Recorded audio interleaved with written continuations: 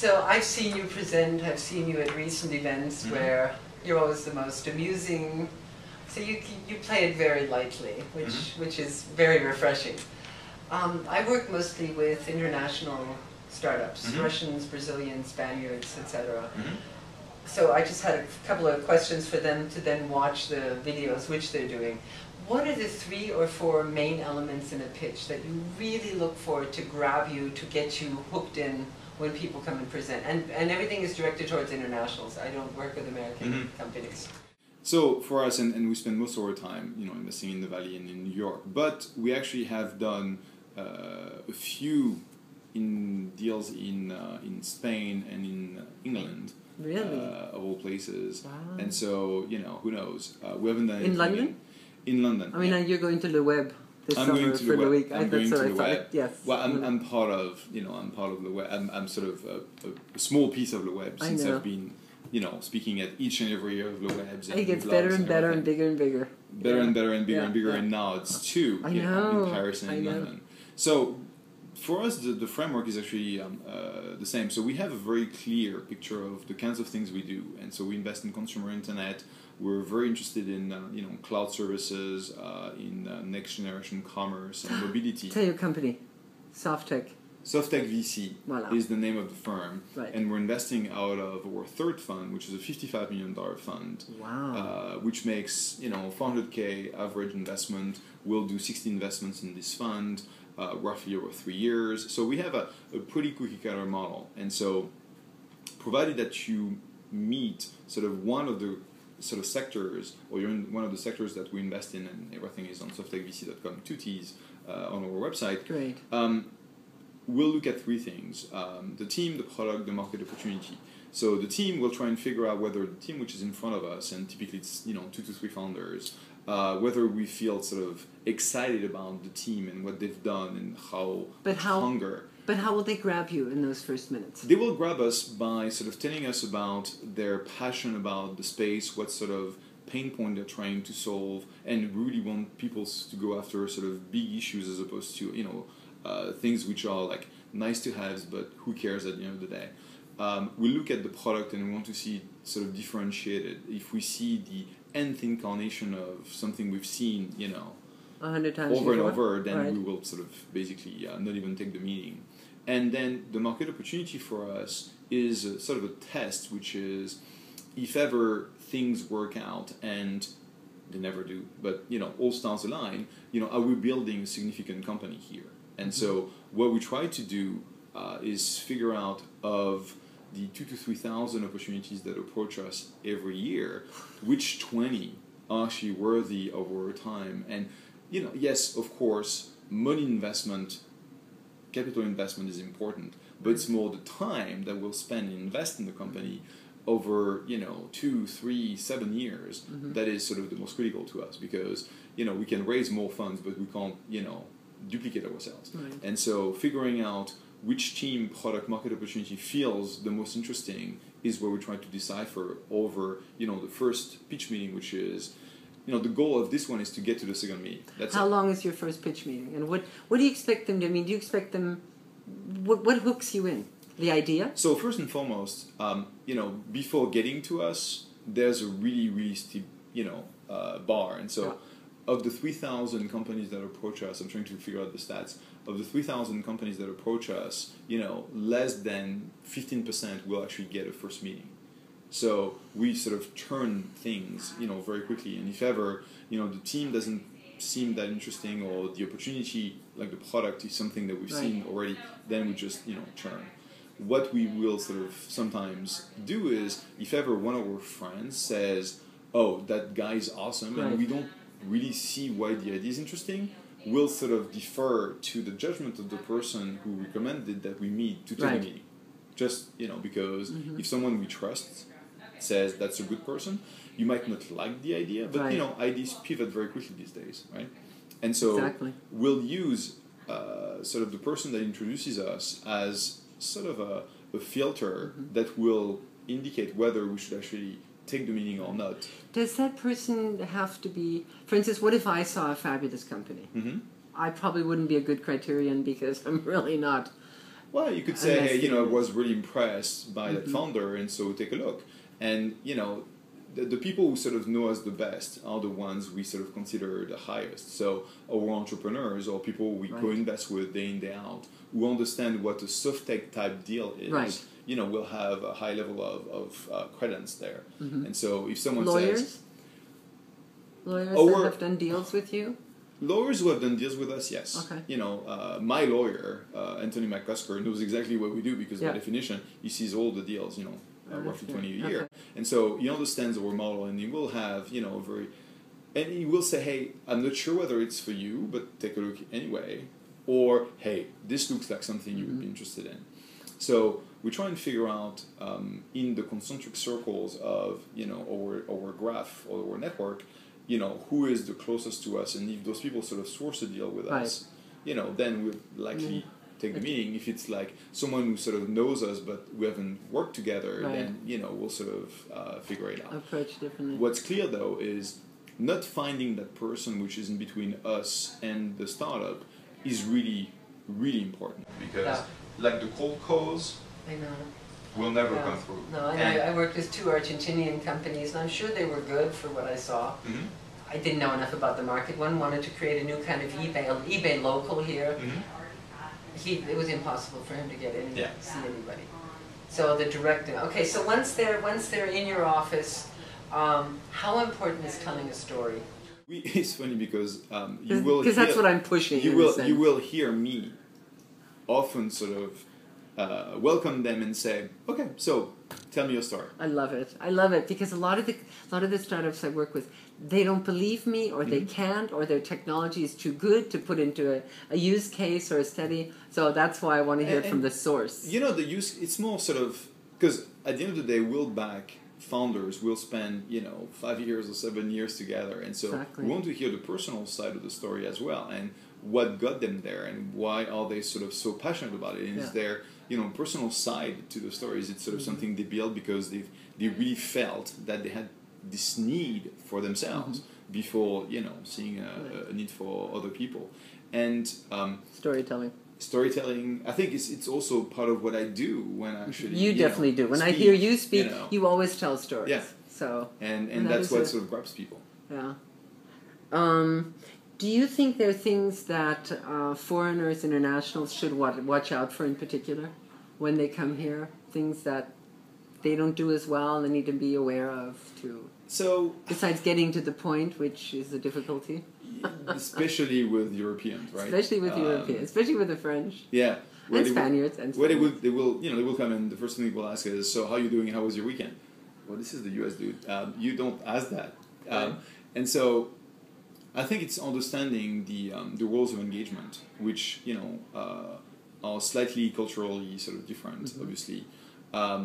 The good news and the bad news of the Valley is that it is a pure meritocracy. I mean, just one of the elements that sort of proves that it's possible to be a foreigner and actually build a business here. So it's feasible, but it's feasible once you've become local and you've made the commitment to actually be local. And some people sort of really don't understand that, you know, to be local, it's actually not that hard, but, you know, it takes 6 months, a year, 2 years of living here to actually make that happen. Because, I mean, you really do have to build relationships. Relationships. I think that's what Silicon Valley is. Yeah. No, networking to build relationships, right? And, you know, I think it's really, there's a difference between business relationships, which I think you can actually build pretty efficiently and fast, you know, and personal relationships, which are a different ballgame and take a long, long time. We won't go there. Take a very long time. You know, on the business relationship, I think that you can really immerse yourself and try and figure out the roles of engagement and who is where and, you know, the parties to go to and the places to hang out at, and essentially blend yourself in the network so that when you start building your company, you are doing it from the inside as opposed to as the outsider who, you know, comes from somewhere else and speaks English with a funny accent. Yeah. Like some. And so... Your English is excellent. I think that if you understand that this is feasible, I think it opens a lot of doors. There's 2 issues. One is, you know, the visa situation, which is very challenging. H-1Bs are flying off the shelf at an increased sort of speed, which is sort of bad news. Yeah. And the second is that without that upfront commitment where you actually move here, no one will sort of pay you to move here. Right. You know, you will have to sort of figure it out on your own. And so with young entrepreneurs, I say, well, if you're really sort of committed to move to the US and build your story here, then try and find a job, and someone's going to sponsor your visa, and you know, Facebook and Twitter and all those guys. Google, they're hiring like crazy. Yeah. Top talent though, with a very high bar. Right. But if you clear the bar, that could be sort of tremendous experience. And so you have to enable yourself to actually move here and build, you know, your footprint. And that's sort of what I did when I was sort of lucky to. I've known you many years, and I've seen your meteoric rise. Well, and it started by taking a risk back in 2000, where you know I knew I wanted to do something else, and I had the opportunity to move here and become sort of a VC in the Valley, and I sort of really knew that the Valley part was something I wanted to do, and I sort of became the VC as sort of, you know, the move side, you know, enabler. Right. And then I figured out that, you know, actually being a VC is pretty cool, but I had to sort of shift it in a model which was more entrepreneurial by, you know, going early stage and starting my own firm. Right. Of course, your rise has been really meteoric. So, last question. It's been 8 years, so, you know, I'm not sure whether it's meteoric. So, immediate success that took 8 years. Yeah. Okay. What is one pitch that you can remember, or maybe question A and B? So, what makes a really good pitch? What makes a really bad pitch? And is there any in particular that you remember blew you away one way or the other? The first one, kind of the first impression. Bad pitches we get every day. I think the Mint pitch was pretty spectacular, where Aaron Patzer, you know, that 26-year-old, sort of explained to me that he was going to make Intuit software and he wanted to build, you know, this sort of financial portal for the rest of us that didn't exist, and he had built it over the course of a year, you know, working, you know, 16 hours a day and sort of exercising for an hour and sleeping for an hour. And that young dude was so impressive. Like, I've met him. He's wonderful. You know, so, I mean, a bit, you know, kind of a bit arrogant, but so smart that, you know, you forget the arrogance. Yeah. And he actually delivered on the goods. And we always part of, you know, we talk about pivots all the time or whatever. And actually, Mint never really sort of had to pivot. Changed you know, its course. It just executed for, you know, 4 years on the original sort of vision and idea that before, you know, I use it. I know. Of Aaron. And what's a really bad one? What constitutes? What is something, you know? All right, so you have a couple of Russians, Spaniards, Brazilians, French, whatever. What's something you say? Absolutely, here are the 3 things you should not do. So one mistake that those guys do typically is to talk to you about the exit and when they're going to sell in 3 years and how much you're going to make, 5x, and which IRR you will get. You know, typically, so unfortunately in Europe, if you have to have that slide because that's the way the VCs sort of want the pitches to sort of you know be organized. Here, if ever you talk about the exit, it means that you're just thinking short term, and even though we invest very early, and yes, we could make money on a $50 million exit, we want to build big companies. And if you talk to me about, and you know, the belief in us is good things happen to good companies or big companies, and you know, we'll worry about the exit way, you know, later. And so I don't care about, you know, the exit market. I know the exit market better than the entrepreneur anyway, because I've sold 24, 25 companies. Wow. And so that's a lot. I just know the buyers in the space in which I invest. So I'm cool with this. I don't need to be told that, oh, Google and Facebook, you know, could acquire us. Twitter, Or Twitter. What is the next one? Doing a pitch for technology as opposed to explaining and demonstrating that you're solving a pain point. So, hey, I have a cool technology. Okay? Why would I use it? Oh, because it's a cool technology. Goodbye. So that's a very common one. And it's not only coming from Europe, by the way. No. The other one, and that's more typical with Europeans, is ambitions not being sort of, you know, at scale. So it's rare. I will have 13 billion customers in a year. Well, no, it's more, I'm going to deal with Spain, and then I will do Portugal, and then maybe I will actually go to France. And then, the UK, because English is difficult.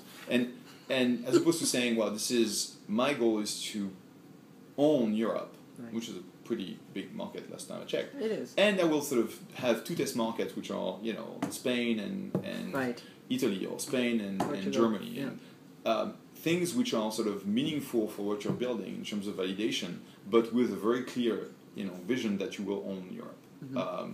And to us, looking at startups so 80% of what we do is in the Valley, 10% is in New York. Those guys just gun for the US market or the American market, if you include Canada. Right. And they never say, well, we'll just deal with Wisconsin or Mississippi. Right. And that's very true. And therefore, you really want something which has meat, and you want to see sort of the ambition that the entrepreneurs would have. And sometimes, and it's good news because I would say that entrepreneurs in Europe are now sort of taking more risk than they used to back in my days, where you really have companies like SoundCloud or Spotify or Skype, that have become really household brand names, and even Verbs. Yeah. To Skype.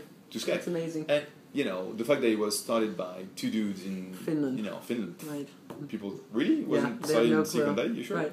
Yeah. And SoundCloud, likewise, sort of a Swede who was in Berlin, who managed to raise money, in Europe and in the US. I didn't know that. And became sort of a brand that people would track back to Europe because, he is European, but it feels like a global company. It does. Any other wise words of wisdom? Be prepared, have fun, be relaxed, be whatever. What would you? The only real mistake is not trying. Oh, I love it.